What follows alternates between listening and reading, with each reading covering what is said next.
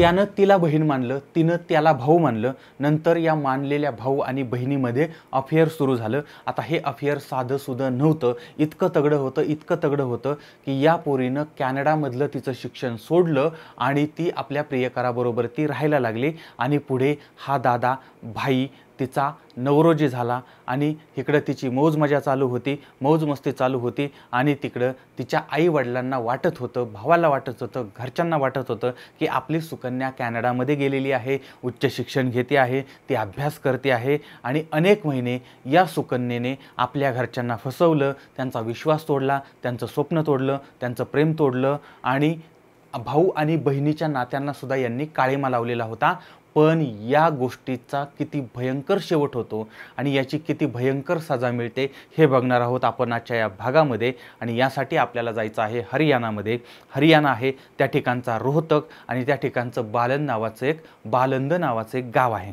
आता या गावामध्ये राहणारी मोनिका नावाची एक मुलगी आहे. आता ही मुलगी लहानपणापासूनच अत्यंत हुशार आहे. ती बालवाडीत गेली, पहिल्या नंबरात पास झाली, शाळेत गेली, पहिल्या नंबरात पास झाली, मग दिल्ली युनिव्हर्सिटीत गेली, तिथंही चांगल्या नंबरामध्ये पास झाली. त्यानंतर तिने कम्प्युटरचा कोर्स केला, तिथेही तिला चांगल्या पद्धतीची ग्रेड मिळाली आणि आता तिला बिझनेस मॅनेजमेंटसाठी कॅनडाला जायचं होतं. याची सगळी तयारी चालली होती आणि त्यासाठी तिने ॲडमिशन वगैरे मिळवलेलं होतं आणि आता भारतामध्ये पासपोर्ट व्हिसा वगैरेची तयारी चालू होती. आता ही मोनिका अत्यंत हुशार होतीच, पण दिसायला सुद्धा अत्यंत देखणी होती. म्हणजे बघा, बुद्धी आणि सौंदर्य याची ती खाण होती, याचं ती भांडार होते. नाहीतर बऱ्याच वेळा बुद्धी आणि सौंदर्य हे सहसा एकत्र दिसत नाही, असं प्रत्येक लग्न झालेल्या व्यक्तीचा अनुभव असो. पण याच्यामुळं तिच्या घरच्यांना अभिमान वाटत होता की आपली मुलगी उच्च शिक्षणासाठी कॅनडात जाणार आहे, परदेशात जाणार आहे. त्यामुळे तिच्या घरामध्ये आनंदाचं वातावरण होतं. आता हिला परदेशामध्ये शिक्षणासाठी पाठवायची होती आणि त्याच्यासाठीची तयारी करायची होती. त्या तयारीसाठी हिला तिच्या मावशीकडे पाठवण्यात आलं.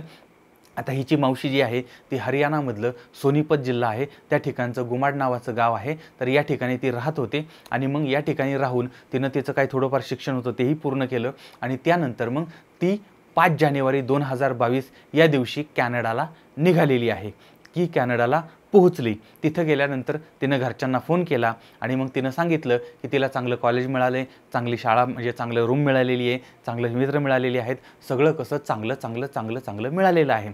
आता घरच्यांनाही आनंदाचा पारावार उडला नाही की बाबा चला आपल्या पोरीचं सगळं चांगलं चालू आहे. आता जवळजवळ यांच्यामध्ये रोज मग आता बोलणं व्हायला लागलं. तिकडून ही फोन करायची, हे इकडून फोन करायचे, फोनाफोनी चालू झालेली होती. सगळं काही ठीकठीक ठाकठाक चालू होतं. पण अचानकपणे त्या मुलीचं बोलणं जे आहे ते घरच्यांबरोबर कमी झालं होतं आणि आता हळूहळू ती घरच्यांना बोलायचं टाळायला लागली होती. आता घरातली लोक मोठ्या अभिमानानं, मोठ्या प्रेमानं तिची विचारपूस करायचे, तिला फोन करायचे, पण तिला मात्र हे पटत नव्हतं. ती रागराग करत होती आणि ती फोन काही उचलत नव्हती. आणि काही काळ गेला आणि आता मात्र ती फक्त मेसेजवरती उत्तर द्यायला लागली होती.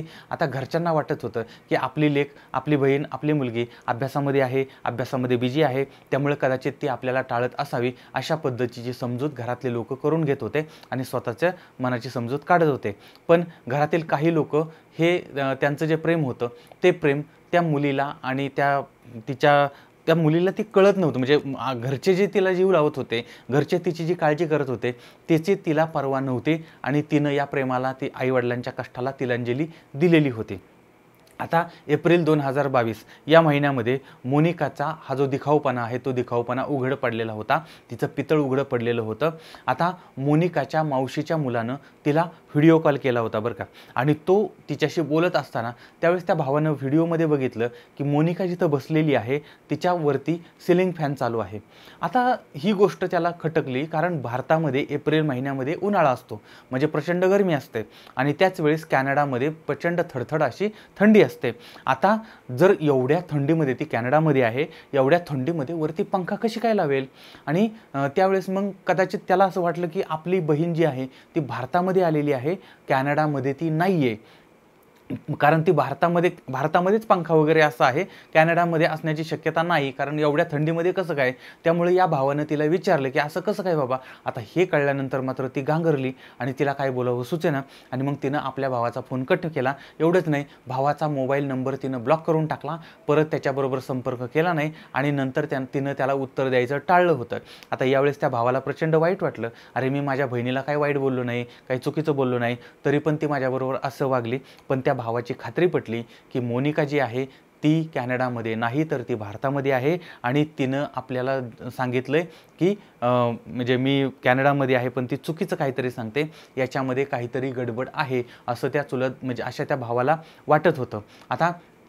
आता मोनिकाच्या घरच्यांना त्यानं हे सांगितलं की असं असं आहे, पण त्या घरच्यांचा काही विश्वास बसत नव्हता. आपली सुकन्या उच्च शिक्षण घेते आहे असं त्यांना वाटत होतं. आणि त्यानंतर मग हळूहळू त्या मोनिकाचा संपर्क जो आहे तो पूर्णपणे तुटलेला आहे. आणि शेवटी जून 2022 नंतर मोनिकाचा पूर्णपणे संपर्क तुटला होता. पण घरच्यांना काय म्हणजे काही प्रॉब्लेम असेल असं काय वाटत नव्हतं. पण असं ते स्वतःच्या मनाची समजूत करून घेत असतील की नाही बाबा शिक्षण चाललंय. पण पूर्ण संपर्क म्हणजे तिचा फोन नाही, मेसेज नाही, काही नाही. त्याच्यामध्ये काही दिवस गेले, काही महिने गेले, काहीच तिचा तपास लागलेला नाही. आता त्यानंतर मात्र मग घरच्यांनी काय केलं, कॅनडामध्ये जे मध्यस्थी होते, जिला भारतामधून तिला पाठवलं त्यावेळेस काही मध्यस्थी होते, तर त्या मध्यस्थ्यांना यांनी फोन लावला किंवा तिच्या जे काही संपर्कामध्ये त्यांना फोन लावला की बाबा ती कुठं आहे, काय आहे, तिचा काही संपर्क होत नाही. त्यावेळेस यांना धक्कादायक बातमी कळली की काही महिन्यापासून ही मुलगी अभ्यासाला आलेली नाही आहे, कदाचित ती भारतामध्ये गेलेली असावी. आता मात्र घरच्यांचं धाबदन आणलेलं होतं, कारण ती भारतामध्ये आली पण आपल्याला माहीत कसं नाही आणि भारतामध्ये ती कोणाकडे आलेली आहे. आता नक्कीच काहीतरी घोटाळा दिसतोय. त्यामुळे मग या लोकांनी पोलिसांना वगैरे कळवलेलं आहे आणि आता घरच्यांनी तिचा शोध घ्यायला सुरुवात केली. आता यावेळेस अजून एक धक्कादायक बाब समजली, ती म्हणजे मोनिका तिच्या मावशीच्या घरी राहत होती आणि त्या मावशीच्या घराच्या शेजारी राहणारा एक तरुण आहे, तो अनेक महिन्यापासून गायब होता, बेपत्ता होता. त्याचं नाव आहे सुनील उर्फ शिल्ला. त्याचं वय साधारण 35 वर्षाचं आहे आणि हा व्यवसायानं कंत्राटदार आहे आणि त्याचं लग्न झालेलं आहे, त्याला 2 मुलं आहेत. अशा पद्धतीनं विवाहित श्रीमंत माणूस आहे. हा गायब झालाय आणि मोनिका भारतात येते आणि सुनीलसुद्धा गायब होतो. याचा काही संबंध आहे का? आता याच्यामध्ये एकच साम्य होतं आणि ते म्हणजे मोनिका याला भाऊ मानत होती आणि तो मोनिकाला बहीण मानत होता. रक्षाबंधनाला यांचं राखी बांधणं वगैरे झालेलं होतं.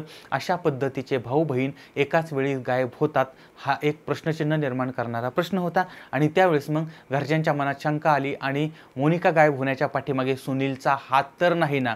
त्यामुळे मग कुटुंबियांनी पोलिसांमध्ये सुनीलच्या विरोधात तक्रार दाखल केली आणि पोलिसांनी सुनीलचा शोध सुरू केला होता. आता या तपासात अजून धक्कादायक गोष्ट अशी समजली की ज्या सुनीलचा हे तपास करत होते तो सुनील साधासुद्धा तरुण नाहीये, त्यानं खून केलेला आहे, खुनाचे प्रयत्न केलेले आहेत, 6-7 गुन्हे त्याच्यावरती आहेत आणि अगदी अल्पवयीन असल्यापासूनचे त्याचे हे पराक्रम चालू आहेत. आणि आता पोलीस त्याचा शोध घेत आहेत. आता पोलिसांनी त्याचे मित्र, त्याचे कंत्राटदार सहकारी वगैरे जे होते त्यांच्याशी संपर्क साधला आणि इलेक्ट्रॉनिक सर्व्हिलन्सच्या मदतीनं मग त्यांना असं समजलं की हा जो आहे तो यूपीच्या मुझफ्फरनगर या ठिकाणी लपलेला आहे. मग पोलिसांनी सुनील उर्फ शिल्ला जो आहे त्याला 2 एप्रिल 2023 रोजी मुझफ्फरनगरमधून ताब्यात घेतलं, अटक केली आणि त्याची चौकशी सुरू केली. यावेळेस एक धक्कादायक अजून एक बाब समोर आली आणि ती म्हणजे मोनिका आणि सुनील यांच्यामध्ये जे दाखवत होते भावा बहिणीचा संबंध तसे नव्हते, तर त्यांच्यामध्ये वेगळेच अगदी जवळचे प्रेम संबंध होते आणि मोनिका ही भारतामध्ये आली होती हेही समजलं होतं. याहीपेक्षा धक्कादायक बाब अशी समजली की आता ती जिवंत नाही, तिची हत्या करण्यात आली होती आणि 8-10 फुटावरती तिला गाडण्यात आलेलं आहे आणि हे सगळं 9 महिन्यापूर्वी घडलेलं प्रकरण होतं. आता बघा, हा जो सुनील आहे तो त्याला खुनाचा म्हणजे आता हे सगळं का घडलं होतं, तर सुनील मुळामध्येच गुन्हेगारी वृत्तीचा माणूस होता आणि त्याच्यावरती अनेक म्हणजे खून आणि खुनाचा प्रयत्न आणि असे अनेक गुन्हे दाखल होते आणि त्याला हा खुनाचा डाग जो आहे तो पुसायचा होता आणि त्यासाठी काय करायचं होतं, त्याला परदेशामध्ये स्थायिक व्हायचं होतं आणि यामुळे परदेशामध्ये राहणारी अशी एक मुलगी त्याला शोधायची होती, जेणेकरून त्या मुलीबरोबर ती लग्न करायचं आणि परदेशामध्ये सेटल व्हायचं, अशा पद्धतीनं त्यानं ठरवलेलं होतं. आणि यावेळेस त्यानं मोनिकाला पाहिलं. आता मोनिका जी आहे ती तिच्या मावशीकडे आलेली होती आणि त्या मावशीच्या घराच्या जवळच हा सुनील सुद्धा राहत होता. आणि आता ही मोनिका परदेशामध्ये जाणार आहे हे त्याला समजलेलं होतं. तेव्हापासून त्यानं या पोरीला पटवण्याचा प्रयत्न सुरू केलेला होता. त्यासाठी प्रेमाचं जाळं टाकायला सुरुवात केली होती आणि तिला सुद्धा हा आवडायला लागलेला होता. आता यांनी काय केलं, भाऊ आणि बहिणीचं नाटक सुरू केलं. मग राखी वगैरे बांधली आणि अशा प्रकारे नैतिक नातं निर्माण करून अनैतिक कृत्य करायला, अनैतिक संबंध सुरू झालेले होते. आता ती मोनिका इतकी शिकलेली होती, पण याच्या प्रेमामध्ये वेडी झालेली होती. म्हणजे शिक्षण आणि अक्कल याचा काहीही संबंध नसतो, हे पुन्हा एकदा या काही घटनांमधून समोर येतं. आता आपल्या घरातील आई वडील, भाऊ यांच्यापेक्षाही तिला तो जवळचा वाटायला लागला होता. आणि सुनीलच्या सांगण्यावरून, प्रियकराच्या सांगण्यावरून ती 5 जानेवारीला कॅनडाला गेली. नंतर त्याच्याच सांगण्यावरून काही दिवसानंतर ती पुन्हा 22 जानेवारीला भारतामध्ये आली. त्यानंतर मग याबाबत तिनं घरच्यांना काहीही सांगितलेलं नाही आहे आणि पुन्हा ती कॅनडामध्ये गेली, असं तिचं ते चाललेलं होतं. हा सगळा खर्च तिचा प्रियकर करत होता. आणि नंतर मग भारतामध्ये आल्यानंतर मग हा सुनील जो आहे तिला दिल्लीला घेऊन आला. त्यानंतर UPच्या गाझियाबादमध्ये गेला. त्या ठिकाणी भाड्यानं रूम घेतली. तिथं एकत्र राहायला लागले. 1 आठवड्यानंतर म्हणजे 29 जानेवारीला यांनी दोघांनी लग्न केलं. त्याच्यानंतर मग म्हणजे गाझियाबाद जो आहे त्या ठिकाणचं आर्य समाज मंदिर आहे, त्या मंदिरामध्ये यांचं लग्न झालं. त्यानंतर मग ती परत 30 जानेवारीला पुन्हा कॅनडाला गेली आणि नंतर कॅनडावरून 2-3 वेळा परत येणं जाणं केलं आणि पुन्हा मेमध्ये ती भारतामध्ये आली आणि त्यानंतर परत ती कधीही कॅनडाला गेलेली नाही. आणि आता सुनील आणि मोनिका हे पती पत्नीप्रमाणे राहत होते आणि सुनीलचा प्लॅन यशस्वी झालेला होता. आता इकडं घरच्यांचा फोन यायचा, आईवडिलांचा फोन यायचा, भावाचा फोन यायचा. त्यावेळेस मात्र ही त्या घरच्यांना फसवत होती, चुकीचं सांगत होती आणि भावाला ती शंका पण आली होती, वरचा फॅन वगैरे वगैरे, पण तरी पण हिनं त्याला टाळलेलं होतं. आणि आता ती आपल्या घरच्यांना टाळायला लागली होती, कारण तिला प्रियकर भेटला होता, लग्न झालेलं होतं.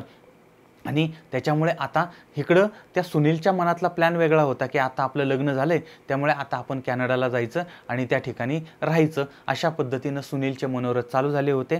आणि त्यानं या विषयावरती मोनिकाशी बोलायला सुरुवात केली. पण मोनिकानं त्याच्या विषयावरती बोळा फिरवला आणि तिनं सांगितलं की मला कॅनडाला आता जायचंच नाही आहे, आता मी माझ्या नवऱ्याच्या बरोबर ती भारतामध्ये संसार करणार, इथंच राहणार. आता हे ऐकल्यानंतर मग त्या सुनीलला अजूनच धक्का बसला. त्यानं तिला समजावण्याचा प्रयत्न केला की आपण कॅनडाला जाऊ, पण ती काय ऐकायला तयार नव्हती. आता याच्यावरूनच मग या दोघांच्यामध्ये वादाला सुरुवात झाली. कसं आहे, 9 दिवस होते, तोपर्यंत त्यांचं गुलुगुलू चाललेलं होतं. नंतर आता मग ह्यांचं स्वप्न पूर्ण होत नाही, याचं मनोरथ पूर्ण होत नाही आणि हिचं व्हायला वाटत होतं भारतातच राहायचं. याच्यावरून मग ह्यांच्या भांडणाची सुरुवात झाली आणि आता सुनीलची असलियत काय आहे हे तिला समजायला लागलं. त्याचं प्रेमाचं नाटक कशासाठी होतं, याचे गुन्हे, याची लफडी, याचं लग्न, त्याची मुलं, त्याचा संसार, हे सगळं तिला समजलेलं होतं. आणि आता आपण किती मोठं पाप केलेलं आहे हे तिला जाणवायला लागलं होतं. ज्या घरच्यांनी आपल्यावरती विश्वास ठेवला होता, आपण त्यांचा विश्वासघात केला आहे आणि बाहेरच्या व्यक्तीवरती विश्वास ठेवला आणि आता त्यानंच हिचा विश्वासघात केलेला होता. आणि आता मात्र त्या घरच्यांची किंमत तिला कळायला लागली होती की आपले घरचे, आई वडील, भाऊ, बाकीची मंडळी किती जीव लावत होते, किती प्रेम करत होते आणि हे सगळं निस्वार्थी होतं. आणि त्यामुळे मग आता तिनं विचार केला की आपण आता घरी जाऊ आणि जे काही घडलंय ते सांगू, घरच्यांची माफी मागू वगैरे वगैरे. आणि असं तिनं त्या पतीला म्हणजे सुनीलला सांगायला सुरुवात केली. पण तो काय ऐकत नव्हता. तो म्हणत होता घरच्यांना काही सांगू नको. त्याच्यामुळे पुन्हा यांच्यामध्ये वाद झाला आणि या वादामध्ये मग 29 जून 2022ला तिनं रागारागानं कार काढली आणि ती आपल्या घरी जायला निघाली. त्यावेळेस मग हा सुद्धा त्या गाडीमध्ये बसला आणि आता दोघंही त्या गाडीमध्ये चालले होते. सुनील तिला समजावून सांगत होता, पण तरीही ती काय ऐकत नव्हती. दोघांच्यामधली तू मेमे वाढत होती. आणि त्यानंतर मग हिने जर घरच्यांना सांगितलं तर आपला सगळा प्लॅन फिसकटून जाईल आणि यामुळे मग यानं त्याच्याजवळचं पिस्तूल होतं ते काढलं आणि त्या प्रेयसीवरती पत्नीवरती 2 गोळ्या झाडल्या आणि तिची हत्या केली। त्याच्यानंतर मग तिचा आता डेड बॉडी जी आहे ती बॉडी त्यानं गाडीमध्येच ठेवली आणि त्यानंतर ती गाडी घेऊन हरियाणा या ठिकाणचं गनोर आहे त्या ठिकाणचं गडी झाजरा हे जे ठिकाण आहे त्या ठिकाणी मित्राचं फार्म हाऊस होतं, त्या फार्म हाऊसवरती हा पोहोचला आणि त्या ठिकाणी मग त्यानं कामगारांना बोलवलं आणि कामगारांना सांगितलं की सेप्टिक टँक बनवायचा आहे आणि त्याच्यासाठी मग त्यांच्याकडून एक मोठा खड्डा खोदून घेतला आणि तो खड्डा खोदल्यानंतर कामगारांना म्हटले दुसऱ्या दिवशी या। त्यानंतर मग यानं काय केलं, ते जे प्रेयसी आहे किंवा पत्नी आहे तिला मग त्या रात्री म्हणजे ज्या दिवशी खून केला त्याच रात्री त्यानं पॉलिथिनची बॅग आहे त्याच्यामध्ये तिला गुंडाळलं आणि तिचा मृतदेह त्या खड्ड्यामध्ये टाकला। तो खड्डा काही बुजवून टाकला आणि नंतर त्याच्यावरती माती वगैरे कामगारांना बोलवून ते माती वगैरे टाकायला लावली, खड्डा पूर्ण बुजवला, त्याच्यावरती मग झाडं वगैरे लावली त्याने आणि ते सगळं त्यानं बंद करून टाकलं। अशा पद्धतीनं तिला 8-10 फूट अंतराखाली गाडून टाकलेलं होतं। आता ही सगळी जी माहिती आहे ती माहिती पोलिसांना त्या सुनीलनं सांगितलेली आहे आणि त्यानंतर मग पोलीस त्या घटनास्थळी पोहोचलेली आहेत आणि मग तिथं खोदकाम केलं। या ठिकाणी मग हाडांचा सापळा मिळाला होता आणि त्याच्यानंतर पुढची कायदेशीर कारवाई जी आहे ती कारवाई सुरू झालेली होती। तर अशा प्रकारे ही घटना समोर आली होती। आता जे माध्यमातून पुढं आलं ते मी स्टोरी रूपामध्ये तुमच्यासमोर मांडण्याचा प्रयत्न केला आहे। आता कदाचित तपास चालू असल्यामुळे नवीन माहिती वेगळी माहितीसुद्धा आपल्यासमोर येऊ शकते। आता याच्यामध्ये ही स्टोरी सांगत असतानाच आपल्याला फार मोठा धडा ऐकत असतानाच मिळतो आहे।